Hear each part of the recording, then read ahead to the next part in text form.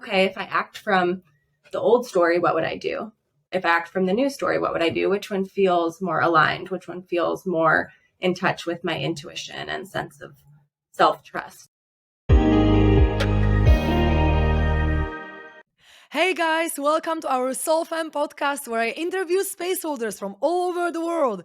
I am your host, my name is Karolina, and I am the Connection Catalyst. Today on the show we have Kaela Salisbury, the self-trust coach. Welcome to the show, Kaela. How are you doing? Thank you so much. I'm so good. It's such an honor to be here chatting with you. I'm so excited. I am super excited too because we have some amazing topics coming in, especially that self trust is such a big theme. I feel like in everyone's life, it's a theme, whether they know it or not consciously, because it might be only subconscious. But I feel like I literally have never met a person in terms of who I'm working with or just generally in life who has no trust issues with themselves because anyone has some kind of like self-esteem stuff and it's always connected to self-trust. So I'm just so excited to talk to you about these things because it's so important and crucial, I feel. But let's start maybe a little bit from your journey. Like, how did you get to become a coach? What has inspired you to choose this specific path?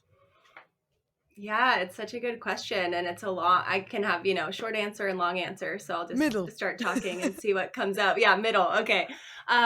Let's see. So I've always been interested in, self-growth and healing. I have always wanted to know myself better. And so I've, sought out all the healing modalities. I did a yoga teacher training. I've done meditation retreats. And then I ended up going to graduate school for psychology. And that kind of grounded all of my healing journey into more of a psychological lens, more psychological theory, some trauma informed work, which has been really helpful for me to move through some of my own process. And also the somatic part was a really big piece for me, figuring out like where all of that lives in my body. So I kind of came to this work through my own healing journey. It was just me figuring out what I needed to feel good, to feel inspired to do the work in the world that I wanted to do. And so I've been a therapist for about a year now and loving it. I love that work. But I always felt like I was called to something else in addition. So I would love to keep doing that work, but I feel like this new business that I'm creating, the self-trust coaching, it feels so inspiring to me because I feel like you said, everyone needs that. It's such an important part of who we are, understanding who we are, what we want, how to trust ourselves. And I feel like that's been the big theme for me is how to trust myself, how to stay grounded in my experience, how to show up in the world as the fullest expression of who I am. And I'm just so inspired to, offer that to other people because it's been life changing for me. So that's kind of what got me here. Amazing. Sounds great. And it's always our own journey of healing that brings us to know how to do this and then to share it with the world. So that's really great. And so I'm curious to know because you studied psychology, right? And I didn't really study psychology. I mean, I know a lot about psychology, but it was more like my own research, exploring Enneagram, typology or doing the psychotherapeutic work with people. So I know a lot of things about psychology, but not from the studies standpoint. So I'm really curious, from your perspective, because you've already done healing and probably some shadow work and probably some other types of work. Do they actually really teach on psychological studies what is really changing people? Because I feel like a lot of, at least maybe in Poland or in other places maybe as well, there is a lot of studying just like random shit that is not even necessary for people to know to actually change themselves, like, okay, how the brain operates, yeah, that's good, that's great, but like, can you actually go and make a shift in the consciousness of someone if someone has a problem, right? So how do you perceive it from your perspective? And it's probably very subjective, right? Because depends where you study, depends from who you learn and everything. But do you feel like your studies gave you actually the beautiful foundation for understanding how to heal? Mm, it's such a good question. Yes and no. I think yes, in some ways, um, it felt like my education grounded me in this more trauma informed lens. Kind of like I said, there's a way in which the somatic experience that trauma lives in our bodies that has been studied really thoroughly. There's been quite a lot of research around the way that trauma is stored in our bodies, some of these methods and modalities that can help us move that through. And there's a lot of, research and particular methods grounded in that research, which has been really helpful for me to learn. So I would say the trauma piece is something that in school felt um, really inspiring and helpful for me to learn. And then, like you said, sometimes there's more of this intangible quality to some of this research. A lot of it is really helpful and necessary for us to understand the mind and the brain and how it works. Um, but there's a way in which it doesn't always feel accessible or like we can apply that to our life. And so I think that's where this coaching middle ground can come in sometimes. There's a way in which, as coaches, we can show up um, with a little more of ourselves, a little more of our intuitive understanding that isn't always, taught, or it's not able to be researched. And so when we show up in this way, we can bring, more of that spiritual, transpersonal, underlying truth that we have gained from our own experience. And so there's a way in which bringing those things together, the research, the practical, as well as the, intuitive and personal is really powerful for me. Hmm. Yeah. That's beautiful. So if we just bring a little more intuition, like a spark of intuition into the psychological studies, then it's gonna be great. And we're manifesting it in the new earth that is Exactly. coming for sure. At least I am, and I'm a manifester generator. So I know that at some point it needs to happen. At some point in life, maybe not in my lifetime, who knows? But at some point, children will meditate at school, and everyone is gonna know how to release emotions, and we're gonna live in a beautiful paradise society when that happens. And so, based on what you said, what are kind of the modalities that are taught on the studies? Like when you study psychology, what are the modalities that are actually going into childhood trauma and releasing it there? Which one did you find like the most effective, maybe in healing? Hmm. Yeah, so two come to mind. One is somatic experiencing, which is a method created by Dr. Peter Levine. Been very well researched and studied. He's been, excuse me, he's been doing this for over maybe 30 years, many decades. And so it's really well grounded in research. And I got to take a training with him. And so that was really powerful. And that is a lot around the way the body stores trauma and some of these movement practices to get that trauma moving through us and get that energy that's been stagnant, that's kind of been constricted, kind of finding a way to move it through. And then another one that comes to mind is psychosomatic therapy. Sensory motor psychotherapy. I knew some words in there. Anyway, so this is one that's also around the body and processing some of the trauma that gets stored in our body. So that's another one that has been really helpful for me. That's amazing. Thank you so much for explaining it, because recently I've been actually trying to find someone for some of my family members, because obviously if I do this work for some family members, I'm not an authority enough to guide them through their feelings, right? They're not going to just listen to me to say stay in the emotion. So I've been researching in my own town here in Poland, in Szczecin, and I've been calling all these different psychotherapists and psychologists, and I was like, yeah, so I'm looking for someone who just gets you to the childhood trauma straight away. And most of them were like, yeah, but first we need to meet, we need to spend a few weeks building trust, we need to do this. I'm like, no, you don't. I mean, I know that I work differently. I'm very intense, and I'm very like straight to the point, straight to the problem. Let's resolve it straight away, right?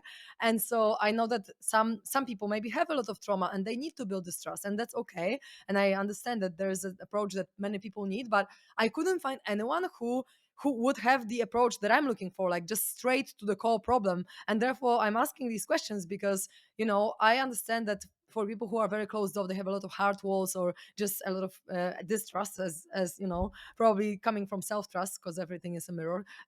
But anyway, we're gonna get to self-trust later. But if someone has really big trust issues, then of course it's better to maybe work with them for a few weeks so that they can open up. And sometimes, in order to get to the deepest trauma, of course you need to go through some lighter traumas in a way so that your nervous system gets used to it and so on. But honestly, it was so hard for me to find someone who does things like I do. For example, I do the method called completion process, where you focus on an emotion and you go back to the very first time that this emotion has ever happened to you, and then you release it there, you relive it so that you can express all these emotions, and then you reparent your inner child. And there are more steps to this process, but more or less like this, so that you can actually meet someone and within 1.5 or 2 hours one trauma is out of your body. I just couldn't find anyone who would do this. And I'm just like, is it so just uncommon around, psychological and psychotherapeutic field to do it in this way? Like, is it all based on like years of therapy always? That's why I was asking, because maybe I should just find someone, with psychosomatic work or some other modalities that they are doing it here. Because yeah, I just couldn't. It wasn't that easy for me to find, but I will research because I want everyone to experience healing. But yeah, I'm just really appreciating you sharing these modalities, because I really am looking for spot on, effective, fast resolution, right, and release. And just not everyone works in this way. Like, not all the things I think can be resolved with like talk therapy or other work. Sometimes you need to go deep into the shit, as I call it, and just go to the trauma to fully release it. But yeah, let's go to this self-trust topic, Mm, because I feel like it's a big theme, and we can talk about it in many different ways. And I feel like, of course, if you don't trust others, it's stemming from you not trusting yourself, like a part of you not trusting another part of you. So then, in order to trust yourself, the something innerly needs to be resolved. So what are your methods working with your clients and with yourself maybe as well? What are your best methods, maybe like a few of them, maybe like top 3 or something, to build this trust? Because I guess it's like building a muscle. I don't think it's you can just trust yourself straight away if you haven't trusted yourself for the whole life. Then you cannot just trust yourself straight mhm. away. But what are your top 3 methods for trusting yourself even more?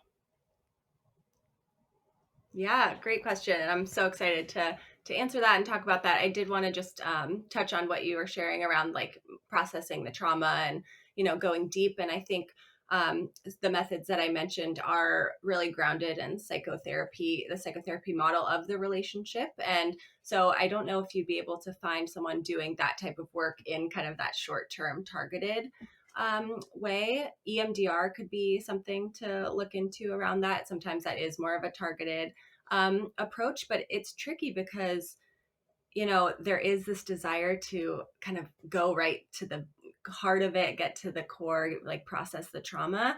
And there's a way in which our psyche isn't always ready to go there. Our body isn't always ready to go there. And so, um, as a therapist, it feels so important just for me to name the like safety piece of like feeling safe.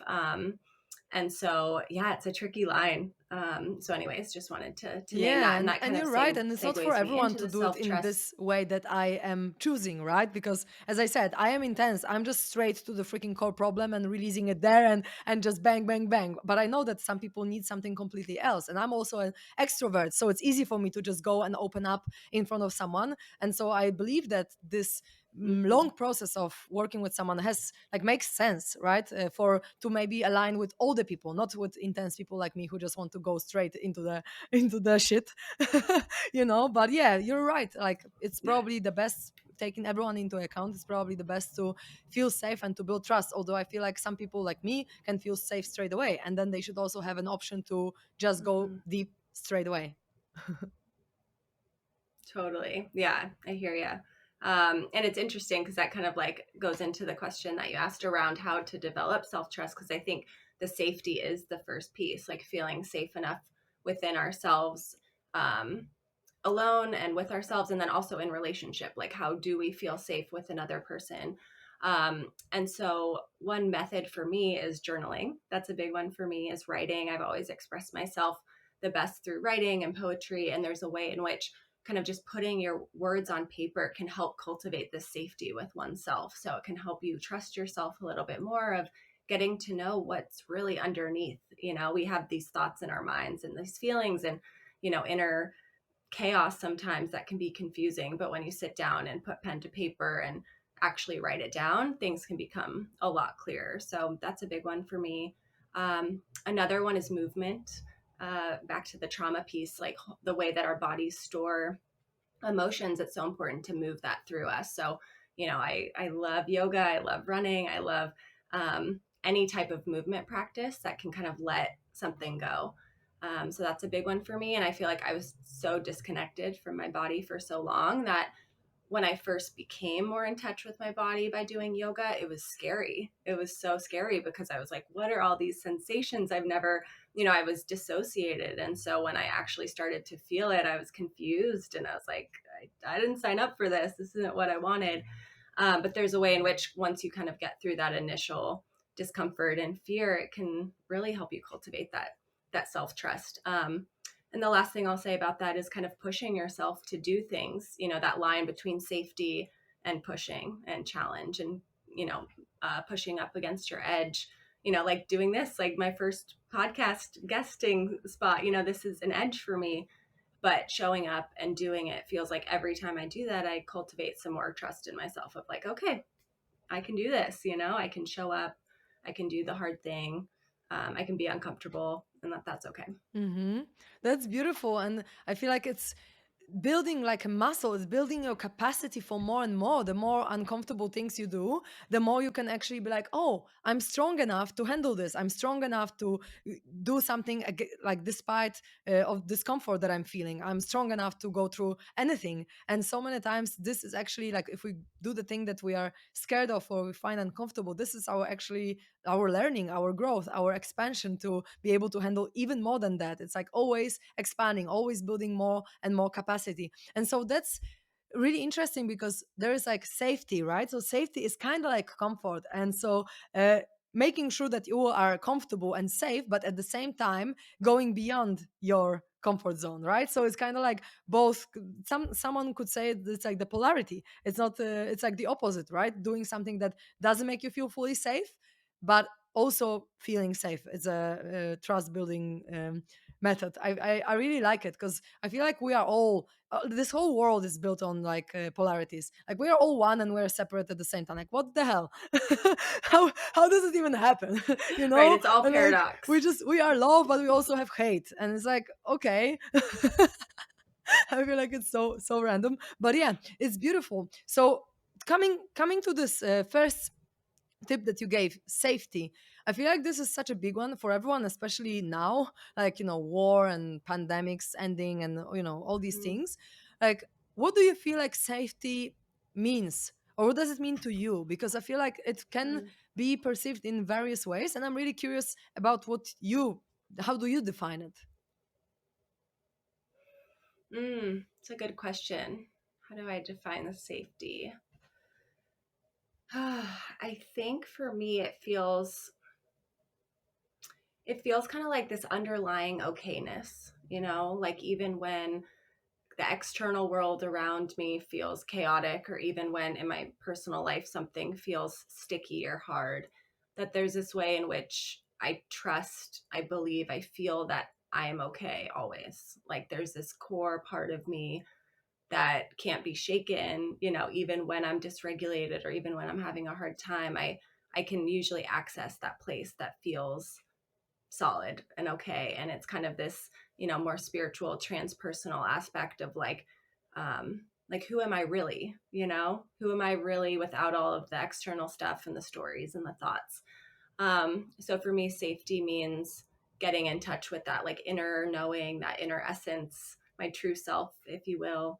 Um, and yeah, it's taken a long time to cultivate. It's something I'm really proud of, to be able to drop in and access that even when I'm feeling a little lost. Mm-hmm, mm-hmm. That's beautiful. And I feel like you mentioned also, embodying and getting in touch with your body, how important that is. And I feel like safety is also, if you want to feel safe in your body, it's also feeling safe, feeling everything in terms of being okay. As you said, it's like being Yes. okay with anything. So being okay with any emotion that arises, because if you're going to resist anything and fear any emotion that you have, right, then you're never going to feel safe.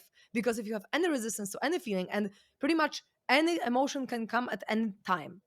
So if you don't feel safe feeling them, then you're never going to Right. really feel safe. So I feel like it's so interconnected, the emotional work and just really accepting and letting these emotions be within us without having to change them, without escaping from them, without coping mechanisms, just really being with them. Because that's what I perceive like self-trust is built on as well. Like, okay, I'm allowing this emotion to be within me and I'm okay with it, and I can go beyond it in terms of I can feel it to the fullest so that this energy is out of my body. And then when you are able to sit with yourself, and instead of abandoning yourself and going, to smoke cigarette or drinking alcohol or go hang out with friends, you're actually with yourself in this moment. And instead of like escaping and abandoning, you are present, right? This is also, I feel, very important factor in building safety and trust for yourself, because it's like, okay, I trust that I can always be with myself no matter what I feel. I'm just unconditionally present with myself. And so that's what I found was a very big one on the journey of myself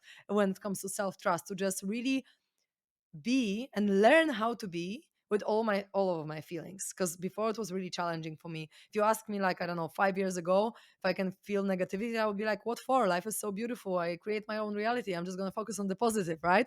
But now I know that it wasn't actually safe, because all these parts of me that felt emotional didn't feel safe to feel it, right? Because I wasn't there for them, I was abandoning them, I was rejecting, denying, disowning, or whatever else. So for me it was such a big one when it comes to self trust. So I just wanted to share this with everyone.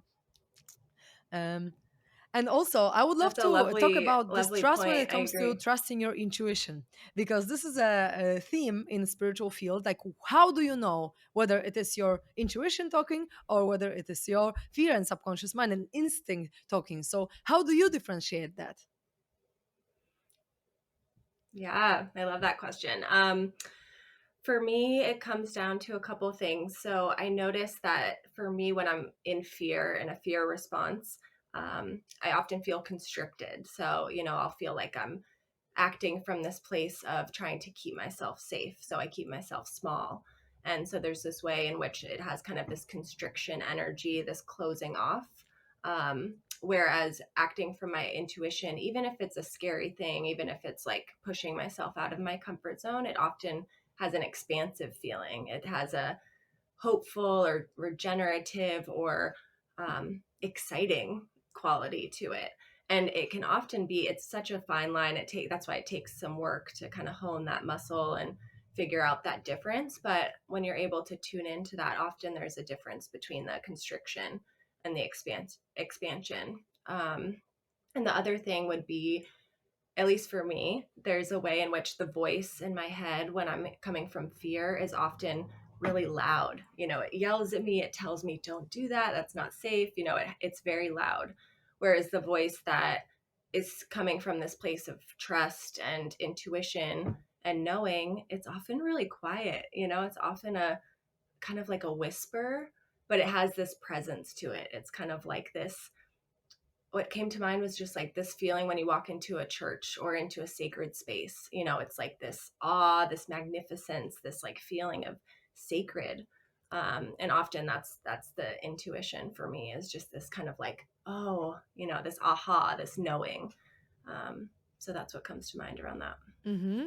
Perfect. And I also feel like sometimes our intuition can tell us, for example, don't go there, and that could sound like fear, because in our mind it's like, oh, don't go there because something is gonna happen. But then, my one of my mentors, Teal Swan, the one that also created the completion process, a method that I'm using to facilitate with my clients, she was saying, okay, if you don't know if it's your fear or your intuition, go into the fear and release it and sit with it, be present with it. And then once you work with the fear or with any resistance, it could be any emotion really, right? Doesn't have to be fear, but fear as an example. Once you sit with it and you release it from your body, if your decision is still going to be like, no, I'm not going to go there, if still your inner voice says no, then it means that it's your intuition, because the emotional charge beneath this thought or beneath this calling is already released. So then you can be kind of sure that you are just maybe feeling your heart saying, or your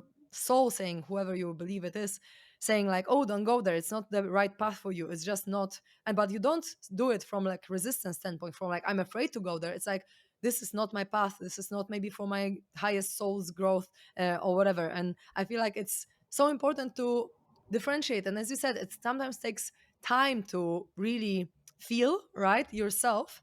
But I feel like also fear comes usually with the tension in your body. Like there is some kind of heaviness or some kind of tension, some kind of like, as you say, constriction, just like something doesn't feel right in the body. Whereas I feel like intuition, even if it's scary, even if it's out of the comfort zone, it doesn't feel like tension. to me at least. It never felt like tension. It felt like, okay, maybe like a little bit like, oh, what's gonna happen? Kind of this vibe, but never like, oh my god, I feel so tense in my stomach or tense in my whatever throat. It never felt to me personally like that. So I feel like, just as you said, if you get more in touch with your body and how your body feels, you can more clearly say, doing things like yoga or movement or whatever else, you can clearly say if something gets tense, if you feel like you're getting smaller, or if you feel like, okay, this decision, although it's scary, is gonna really expand me. And I felt it when I was starting this podcast, I felt it like, oh, it is kind of unknown, I don't know what's gonna happen, am I gonna even be able to talk to people well, like what am I gonna ask them about, like how is it gonna go, I'm gonna set it all up, oh my god, so many technical things and all these voices in my head, right? But I knew that this is gonna be a great idea and I'm gonna be loving it at some point, once I get through these initial phases of, like, my mind just going on random ramps and just coming up with what could go wrong, right? And now here I am talking to, I don't know, you're my maybe 67th or 68th person that I'm talking to, and it's been great, and I'm loving it. So I feel like sometimes you just need to get through this initial phase and like just sit with whatever comes up, and then after you're gonna discover what is going to happen and what the point was. And also, one thing that I wanted to add, and I'm curious if you're going to agree with me, that sometimes, even if you act upon fear, it is still your soul's purpose and mission to go and do this thing that you just did, right? So maybe it could be your learning that, okay, now I took action based on fear, not on my intuition, and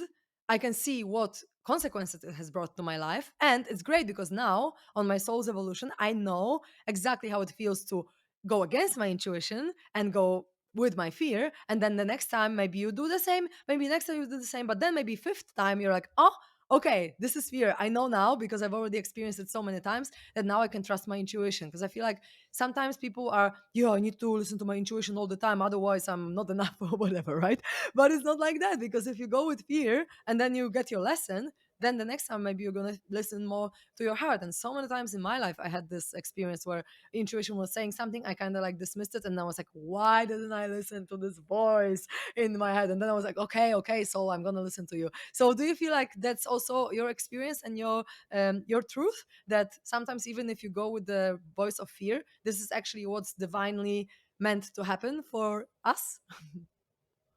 Mm, it's so beautiful. I love that addition. I think that's a really cool reflection. And let's see, I don't know where I stand on that in terms of, like, part of our soul's mission, and I'm still kind of coming to my own understanding around that. But I think what feels true to me is that, it doesn't have to be this thing that leads to us beating ourselves up. It doesn't have to be another thing that we did wrong. Kind of like you said, it's all part of our journey.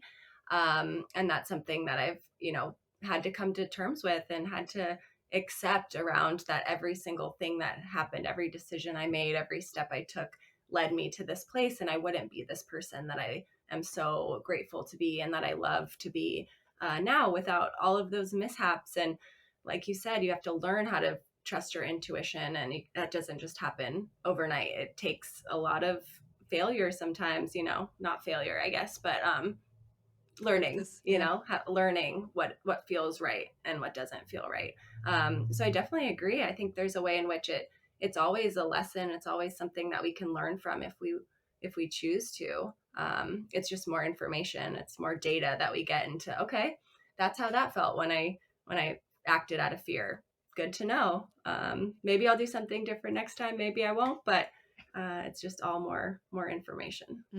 Beautiful. Thank you. And also, in order to really trust your intuition, you need to have some kind of relationship with it, right? With your heart or with your soul, however you want to call it. Everyone calls it differently, but I feel like you need to first, like with anyone else, you are building a relationship. So at the beginning, maybe you might not know how it feels, or you might not know this being, or I don't know, this person.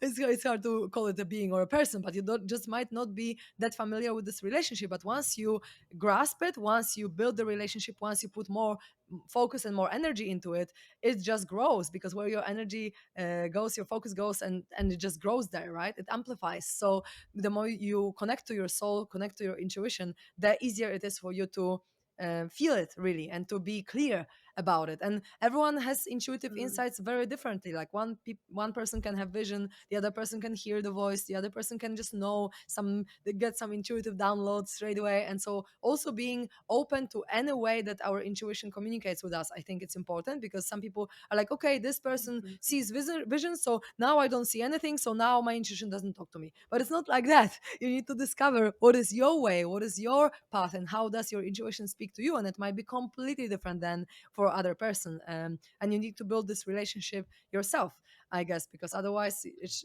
just not gonna happen. So how do you build the relationship with your intuition? mm. Yeah, a lot of it is just taking each moment as it comes and figuring out what wants to happen, what wants to be said, what I want to do, how my body wants to move. I spent so much of my life kind of trying to manage myself. I tried to present myself in a certain way. I tried to make sure people thought certain things about me, and I would question everything I said and did, and it was so exhausting, just overthinking everything. And when I made this shift to being more present of like, okay, what wants to come through me? Kind of this sense of like, I just need to get out of the way, with all my stories and my thoughts and my neuroses and all of that. Like, if that wasn't there, what would want to happen? And oftentimes it's, I want to go for a walk in nature. I want to, talk to my fiance. I want to move my body in an organic way. I want to call a friend, like when I tune into what wants to happen, it's always there. It's always there underneath all the stuff and the stories. And um, so for me, it just happens in quiet moments. I, have all my tools. I have a playlist that I put on, before sessions with clients, or if I'm feeling lost, and that grounds me. And I have my workouts that I like. So there's a way in which I've kind of cultivated this toolbox that now kind of feels just like I know what to grab for. Like there's always going to be something there. So that's what I think is so exciting about this work is, like you said, it's so different for everyone. Everyone's intuition speaks to them in a different way. And it's kind of fun to figure out what works for you, how you tune into that. And it's like this exploration, and it looks different, for each person. So it's kind of fun. It is. And I feel like you mentioned something so crucial, to just give space and time for the intuition to show up. And that means also being present, like not having just rushing thoughts all the time in your mind, because otherwise, like, how can you hear the inner voice if your mind is creating so much noise, right? You cannot really get in touch with it if you don't create space and time for it. And also, I feel like I'm even saying it to myself, because recently the last few days have been crazy. Like, things I did things all the time. I did workshops, I did the liver cleanse, I did the, a lot of things, meeting friends, having a friend over from different country, and all these things. And I feel like there was not much space. Of course, I was meditating a little bit here and there to just get in touch with myself again. But I feel like if I had more time, like let's say 3 hours, where I don't have anything planned, I don't have anything, the next thing to do, I would feel like I'm connecting to my higher self, to my intuition more, because then it's like this space and time, like this clear, yeah, just clear vision or clear hearing or clear Mm, receptiveness to messages that can come. But when you're super busy, when you're like, okay, I do this, I do this, I do this, then you're constantly on the go, and you're constantly in your mind on the go as well. And then there's no space for your intuition to even talk to you, because how can it if you're constantly rushing? And I'm just really practicing it, to give myself time and space to relax and to really get in touch with it, to have like, at least a few hours a day where I don't have anything planned. Because even doing this for the last 3 or 4 days, where I was just having things like, almost on top of each other, just schedule from 1 minute to the other, I have something to do. It already feels like, oh my God, I need to go and not do anything for a week now. Maybe I'm exaggerating, but yeah, I'm going to Spain on Tuesday, so it's gonna be probably good for me to just relax, and then be on the beach and connect to myself. But I feel like it's so crucial what you mentioned about just giving it space and time, and just not planning anything, just letting happen whatever needs to happen. Because otherwise it's all just coming from the mind, all coming from what am I supposed to do now to meet this person, or to grow my business, or whatever, earn money, whatever else the chatter in our mind can tell us. But it's so important to just be open to anything, to be open to the universe bringing to us whatever wants to happen, as you are saying, rather than what our mind, our small self, limited perspective wants to happen. So yeah, beautiful. That's really, really beautiful. Thank you so much for sharing. And you mentioned like, themes about like stories that we tell ourselves in our mind. And I would love to talk about this narrative work, because I know that you're using this with your clients, and I haven't really been exploring this type of work yet. So I would love if you can share what it is and how it works and what kind of benefits it can bring for people. Yeah, great question. So there is a method called narrative therapy, which I have some training in, but I don't use too much with my therapy clients. But in creating this new coaching business, and I'm really trying to separate, my therapy work from my coaching work, because that feels important to me to, maintain that distinction. And so I'm thinking about how can I create this method, that isn't necessarily therapy, but that brings in some of the tools that I've learned, some of the techniques that I've found are helpful in more of a coaching capacity. And so I've developed this method around like 4 steps towards working through your story. So the first step is to identify the story, get to know it.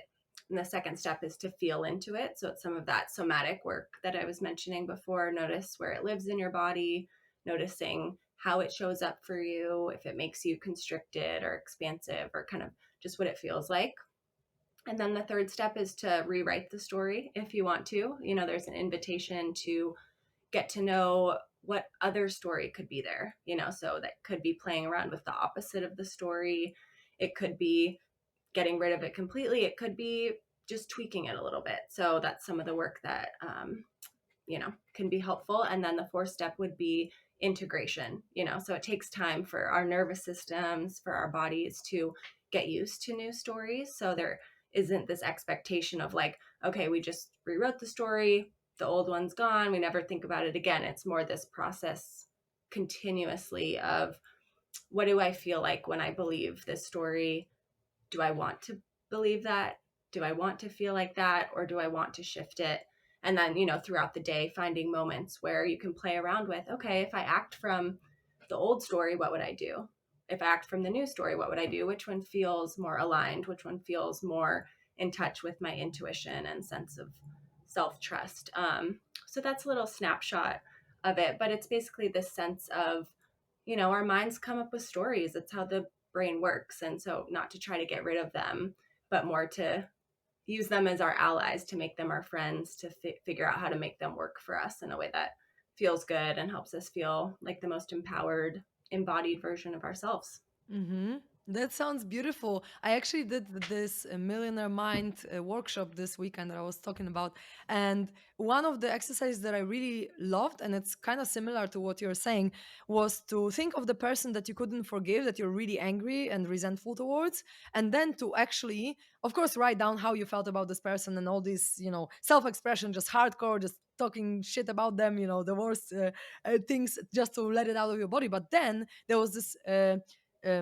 Let's say journaling prompt for actually stepping into their perspective and writing what their truth could be, and not necessarily that it was true. But when I Mm. did this, I was like, wow, this person could actually have so many different reasons for why they did what they did, right? And this was already like rewriting the story in my mind, because in my mind, okay, this person did so bad to me because they were so whatever there, right? But then when I actually imagine that I'm them and then writing from their perspective, I'm just like, wow, it's actually so different. And for me, it was what was it? Ah, yeah, the story of like how one man was supposed to rent out a place for me, and he said he's gonna get rid of the mold. But then when we were moving in, the mold was still there, and then we lost a lot of money because we didn't have a place, and we lost a lot of money. And he didn't, he didn't like get rid of this mold, and he took our money, and it was just like. And then I was feeling into, when I was in his perspective, I was like, I really need to provide for my family. Like my kids need to have food on the table. Like I need this money. I really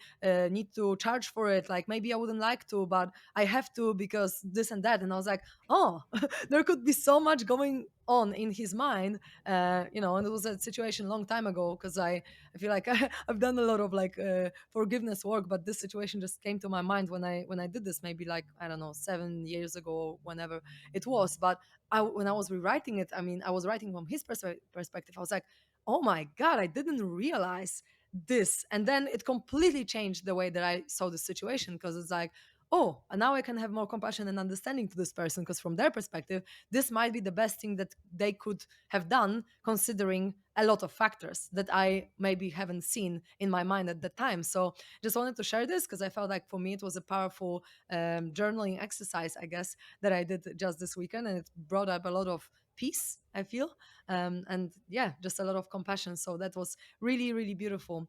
Um, and so I also ask about the benefits of the stories. Like, how could the narrative work help us move through stuff? And also, maybe you can give like a specific example of what has been resolved thanks to this work. Yeah, thank you for the question, and thank you for sharing that example on your end. That's really beautiful, and I love that, cultivating compassion for the other person.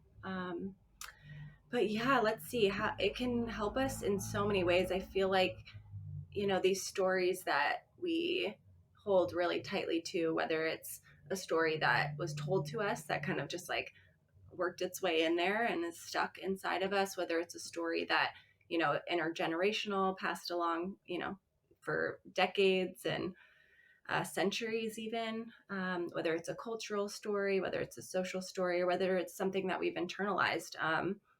These stories can feel so heavy, and there's a way in which we get used to kind of who we are with that story. And so this work is kind of just an invitation to get curious about the story. It's, the goal isn't even to get rid of a story or rewrite a story. It's more to just be open to alternatives, be open to what this story means to us, be open to who we are with it and who we might be without it. And so the invitation is just kind of an openness, um, curiosity, investigation. And there's something about that process that even just considering, even if you don't do any of the steps, even if you don't do any of the work, there's something about just considering, that's a story I have that felt so true, but maybe it's just a story. That even that, inquiry can lead to so much more lightness and freedom and expansion. So even just that in itself can be powerful. But I'll share an example for myself about this work, what I've moved through with it.